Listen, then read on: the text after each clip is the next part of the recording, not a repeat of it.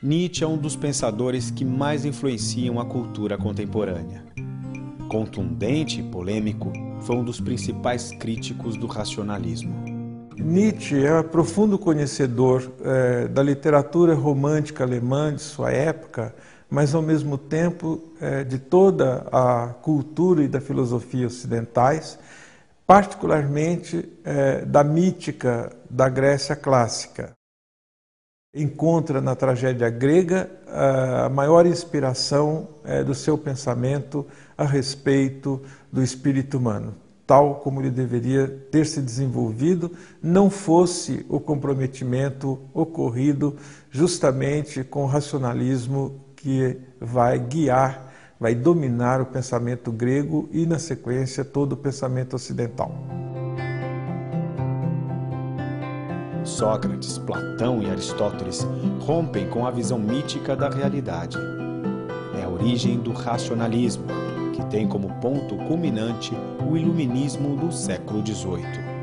Alguns de seus principais representantes, Descartes, Kant, para eles, as ações humanas devem ser orientadas pelo uso da razão. Este posicionamento de Nietzsche com relação à tradição filosófica ocidental, sem dúvida alguma, representa um contraponto, uma ruptura com relação a essa tradição que se tornou extremamente racionalista.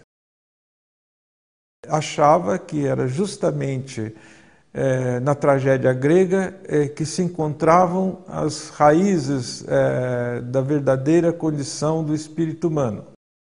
Para isso ele faz uma contraposição entre o espírito dionisíaco e o espírito apolíneo. Apolo traz o espírito da racionalidade, da lógica, em oposição ao espírito de Dionísio, que representa as forças vitais do espírito humano. De acordo com Nietzsche, o espírito dionisíaco é o espírito da sensibilidade humana, daquelas forças mais profundas do nosso espírito, do nosso ser, que nos movem, que alimentam a nossa existência como força de potência, como vontade. Enquanto que o espírito apolíneo é o espírito da racionalidade, o espírito do pensamento lógico, que, segundo Nietzsche, é um pensamento muito matematizante, um pensamento pouco impregnado pelas forças vitais. E o que caracteriza exatamente a cultura ocidental foi ter se baseado, ter feito esta opção por esse espírito apolíneo, como se o principal da existência humana, a dimensão principal da existência humana, fosse a dimensão do conhecimento lógico, do uso da racionalidade. É isso que Nietzsche entende como grande equívoco da cultura ocidental e que comprometeu tanto a moral, a ciência, a filosofia, a arte, enfim, a própria maneira do existir humano nesta cultura ocidental. E é exatamente contra esta orientação que ele propõe, que ele faz a sua proposta de uma verdadeira revolução cultural, uma retomada dos rumos da existência humana. A filosofia de Nietzsche traz um grande projeto antropológico, ou seja, uma nova concepção humana, um novo modo de ser. Trata-se de voltar ao modelo de homem homérico, ao modelo apresentado pela mítica clássica dos gregos. Era uma visão que se tinha antes do surgimento da filosofia racionalista de Sócrates, Platão e Aristóteles, e dos rumos que ela tomou na Idade Média e na Idade Moderna. Te propõe assim que nós reconstituamos o perfil de nossa existência, resgatando estas forças profundas que estavam inscritas na nossa natureza. Nietzsche luta contra todas as orientações do racionalismo surgido na Grécia a partir de Sócrates. questiona as propostas do cristianismo, que, segundo ele, enfatiza o lado fraco e subserviente do espírito humano.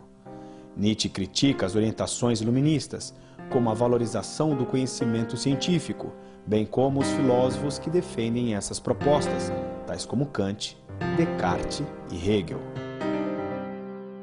Nietzsche também se opõe ao socialismo por acreditar que, ao defender uma igualdade entre os homens, o socialismo desqualifica a verdadeira grandeza do espírito humano.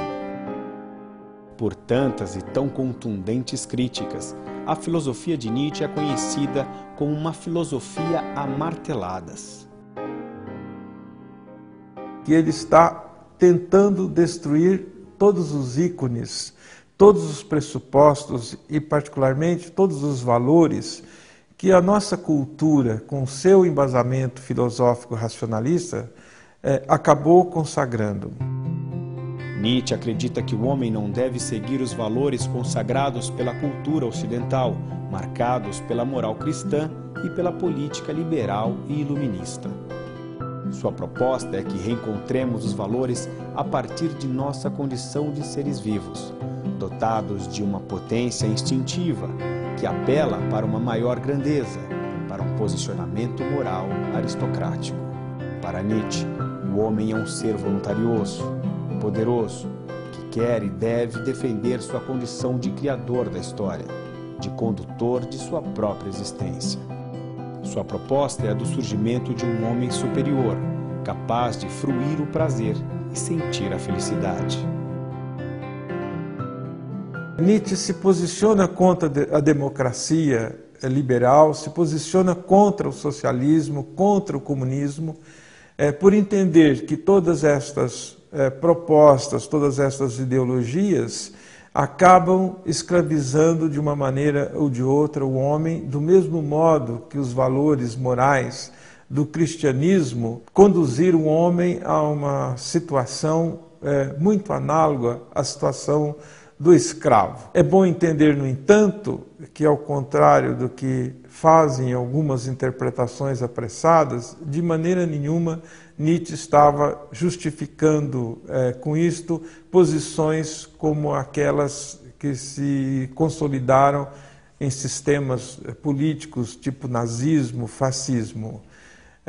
Para Nietzsche, estes sistemas também apareceriam como dominadores dos indivíduos, escravizadores da vontade livre desses indivíduos. Se é que podemos falar de uma proposta política, a dele seria a de uma sociedade organizada de forma aristocrática, onde todas as pessoas pudessem exercer livremente a sua vontade de potência, ou seja, seguir os seus instintos mais naturais, mais profundos, seguir as suas pulsões, não se deixando, em circunstância alguma, se condicionar por consígnias, por determinações alheias à sua própria vontade. O homem deve ser um espírito livre, não deve se deixar conduzir como uma ovelha em um rebanho. Um indivíduo que exerce plenamente sua vontade de potência torna-se, para Nietzsche, um super-homem. Um indivíduo superior que não se deixa dominar por nenhuma força externa à sua vontade. Para ele, promover este homem superior deve ser o papel da educação.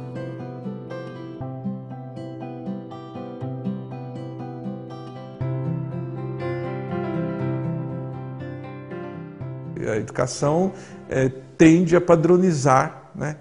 E ao invés de deixar que os indivíduos se destaquem.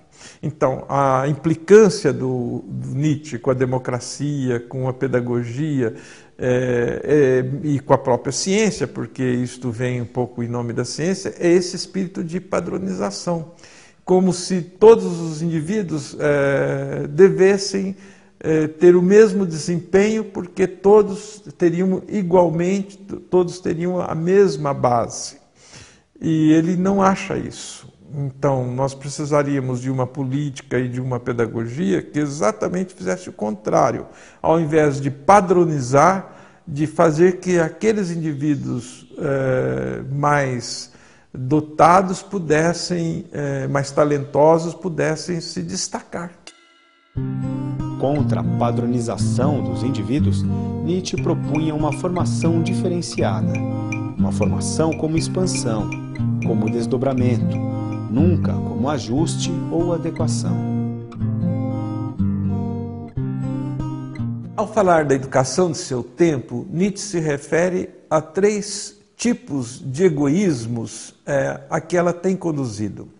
Primeiramente, o egoísmo que ele chama dos comerciantes, que é este egoísmo que preside todo o nosso relacionamento comercial, onde se visa simplesmente o lucro, o ganho, a usura, né? Bem no espírito do capitalismo que está se consolidando naquela época. Em segundo lugar, há o egoísmo do Estado, que é este egoísmo do espírito público que tende a introduzir na vida social uma igualdade de fracos, uma igualdade de pessoas menores totalmente dominadas pelas determinações dos partidos, dos governos, enfim, da burocracia. A terceira forma de egoísmo é o egoísmo da ciência, na medida em que ela se considera como sinônimo do único conhecimento válido e vendo a cultura apenas como resultado do progresso científico, desconhecendo os principais valores da existência humana, que são aqueles valores ligados exatamente à vontade de potência do homem, a todo este poder dinâmico que a humanidade traz e que foi sufocado pela tradição cultural racionalista do Ocidente. Assim como Nietzsche, o iluminismo propunha o cultivo da autonomia, mas eram visões muito diferentes.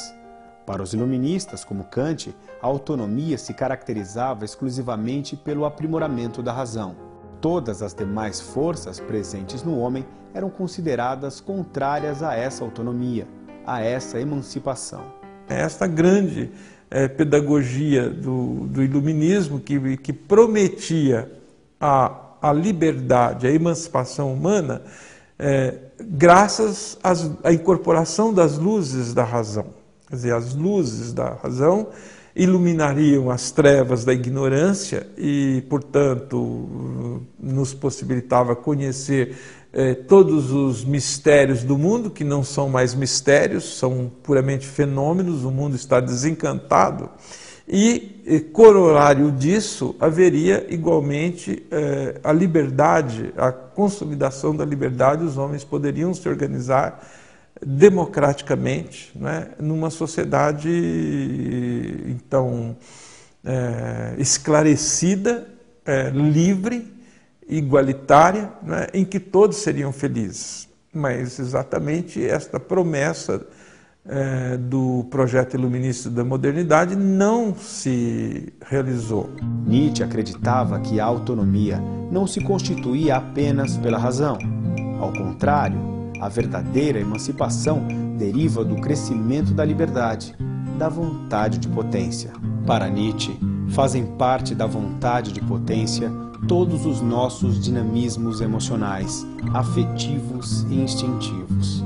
Muitas dessas orientações fazem parte do pensamento contemporâneo que descobre novas inteligências e valoriza diferentes formas de sensibilidades.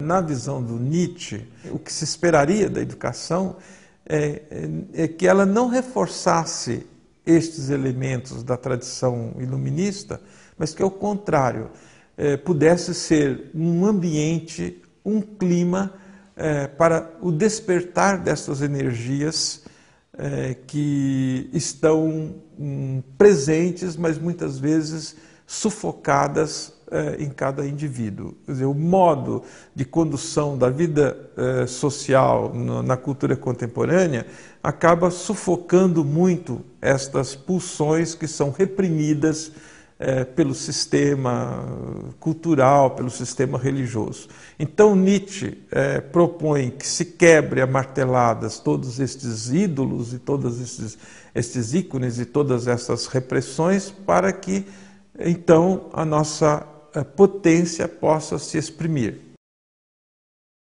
Certamente ele chega a discutir esta questão de como preparar o educador, fortemente inspirado pelo Schopenhauer, que exerceu um grande papel na formação filosófica do Nietzsche. E não se trata do caso do professor nem de um preparo técnico-científico na linha da tradição iluminista, e nem mesmo ver a escola como estrutura burocrático-administrativa, gerencial.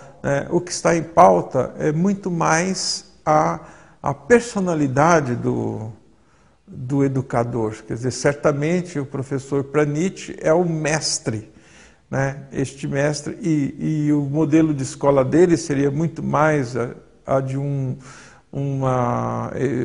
ambiente de uma educação muito mais convivial do que propriamente neste esquema que acabou se consolidando no Ocidente, que é uma escola formal, uma escola burocratizada, gerenciada, mais um ambiente de administração da vida do que de fecundação da vida. Nietzsche é a lembrança da dimensão dionisíaca perdida durante o predomínio do pensamento racional no Ocidente. E é o que talvez todas essas referências à inteligência emocional, ao reconhecimento das diversas formas de sensibilidade humana, a valorização da estética, isto, sem dúvida alguma, é um legado da inspiração nietzschiana para o pensamento contemporâneo.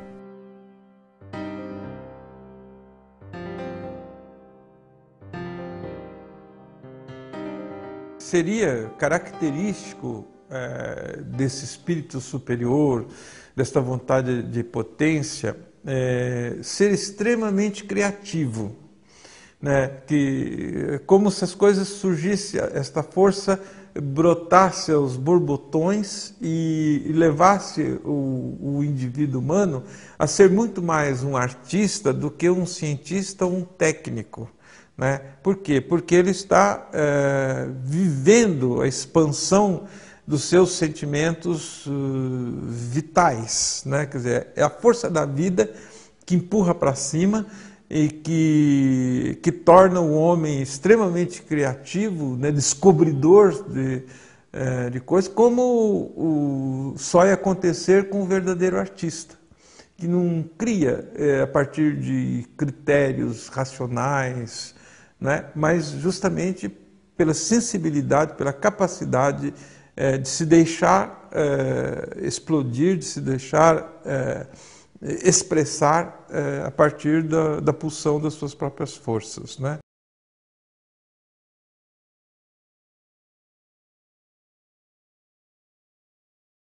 Esta filosofia do Nietzsche, em que pese as suas limitações pessoais e todas as dificuldades existenciais que ele mesmo enfrentou no convívio com a sociedade de sua época, sem dúvida alguma representou uma importante manifestação de protesto e um grito de defesa da liberdade humana, do valor da pessoa humana. Embora ele tenha carregado muito nas tintas, sem dúvida alguma, esta é uma proposta que valoriza a autonomia do ser humano e, consequentemente, o respeito pela dignidade humana. Embora incompreendido em sua época, hoje Nietzsche é a principal inspiração do pensamento filosófico pós-moderno. O Nietzsche, o Freud e o Marx, já na última metade do século XIX, já tinham percebido que a trajetória não estava no caminho certo. E, embora eles sejam estes três os grandes representantes do pensamento moderno, eles já lançam os germes de crítica e superação desta proposta da modernidade. É por isso que o Ricoeur chama os três dos três profetas da modernidade, né? Não por terem consolidado a modernidade, mas por teria chegado à conclusão que a modernidade era insuficiente para a continuidade da história humana. A filosofia de Nietzsche foi um apelo coletivo, já que serve a todo indivíduo, mas também um desabafo pessoal, um grito de protesto contra as duras injunções que ele próprio enfrentou em sua vida profissional, amorosa e como cidadão. A vida do indivíduo Nietzsche não é uma demonstração da sua teoria, né? Mas por limitações, né? Acho que assim, ele tinha uma clareza de espírito muito grande para ele, né? Esse modelo de homem que ele visava, mas ele não conseguiu implementar isso pessoalmente, né? O que ele conseguiu, assim, de fato realizar é que ele foi uma personalidade rebelde, né? Quer dizer, foi corajoso para enfrentar todo o poderio da igreja, o poderio do poder público, né? Mas não tinha como, né, individualmente fazer tudo isso, né? A filosofia de Nietzsche é compatível com a cultura e a civilização contemporâneas? Em que medida o ser humano pode pautar sua vida a partir das propostas de Nietzsche? Sua filosofia poderia servir de inspiração a toda uma sociedade, ou somente seria possível inspirar o indivíduo? Em uma vida em sociedade, é possível seguirmos plenamente essa vontade de potência? Quais são as principais limitações para que tenhamos um espírito livre? Até que ponto podemos ser realmente autônomos? Nem tanto a Apolo, nem tanto a Dionísio, né? Nós não podemos nos entregar nem a Apolo, nem a Dionísio. Mas eu acho que o importante do papel pedagógico da filosofia nietzschiana foi justamente de nos lembrar que Dionísio também existe e cobra um preço alto pela sua marca na condição humana.